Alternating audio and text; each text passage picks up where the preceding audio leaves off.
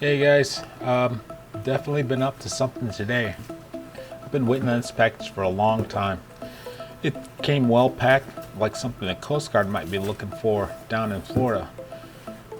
But definitely enough tape and enough fragile markings to try to make sure the package got to me in a safe condition. Got this from Waterston Staten in England. There's a story behind that, maybe I'll tell you later, but I couldn't get one here in the United States. So I went overseas, and it's the Lab599 Discovery TX-500. Special thanks to the sales staff who got the ball rolling, and to Glenn, a customer service rep there, who guided me through the process and assured me that everything was going to be okay when it got hung up in customs for a day.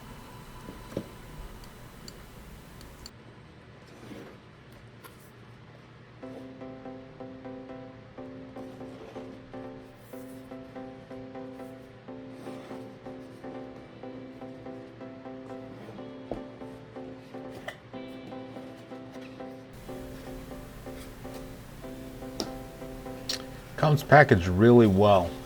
Plenty of foam. And of course the radio is rugged.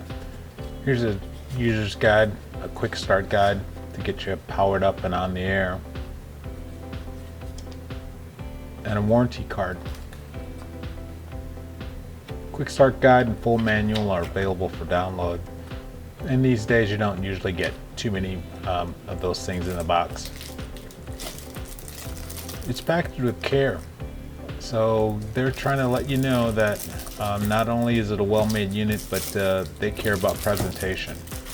It's not over the top, one of those boxes where you feel like you paid $1 million for the box, but it's built well.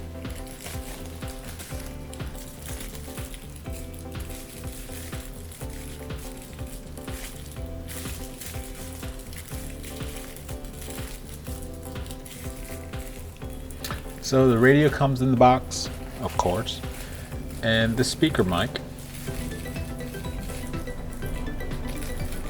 with the GX or military connector, however you want to term it, but it's certainly not a proprietary connector. I've been using those for a while.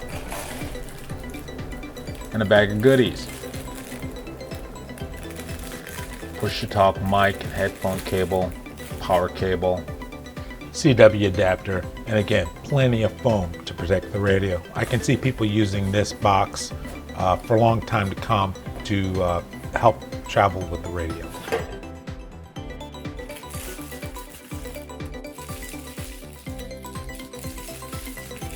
Most of you guys are probably more familiar with this radio than I am, so I'm not going to do a lot of talking. But as you look at the radio, on the left hand side you have connectors for the DC in, remote data, and the speaker mic. And they're all pinned differently, so you're not going to make a mistake plugging them in. And there's a divot at the top to make sure that you plug it in correctly. You can only plug it in one way, and that's the right way. This radio is about the size of my thumbnail. On the right, antenna, cat control, and the CW key. BNC connector, as you find on most QRP radios these days.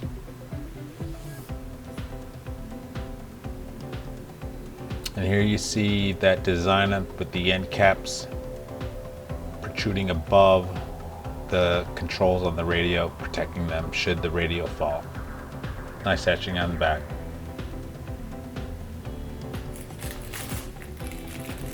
So in the bag of goodies, you get the DC in cable, 2 pins, and again you can't plug it in the wrong way. It's fused, connected to the back of your power source, or cut those ends off and put on Anderson power poles. Here's a USB cable that can be used for downloading the firmware.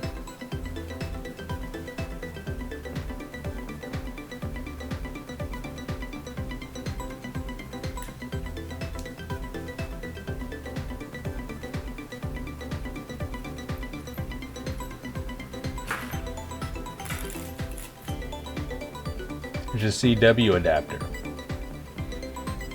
Programming in the software or switches in the software allow you to use a pedal or a straight key. And it's a 3.5 millimeter jack. Here's the push to talk.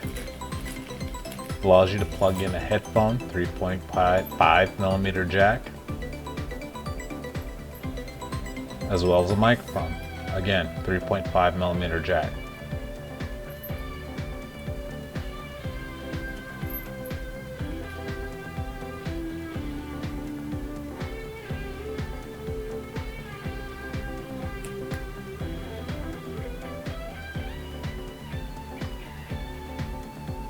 I'm not showing it to you, but each one is marked with a little microphone or a headset so that you could pick the right one.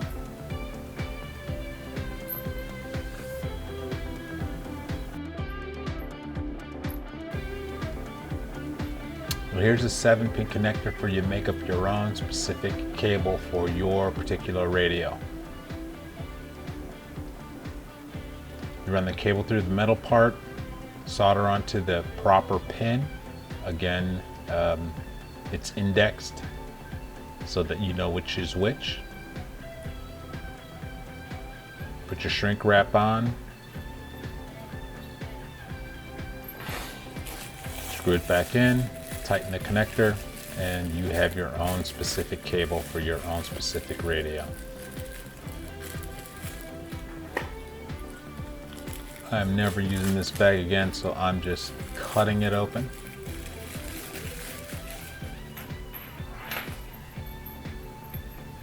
Nice, solid feeling speaker mic.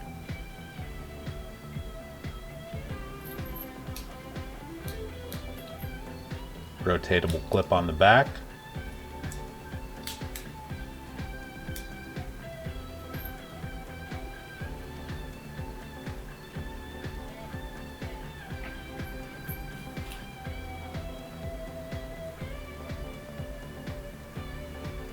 Again, everything's indexed. Find the index on the plug and the jack, line them up, in they go, dust and moisture resistant. I don't know if anything's waterproof these days except ducks, but you can't get better protection than these plugs. Index to index.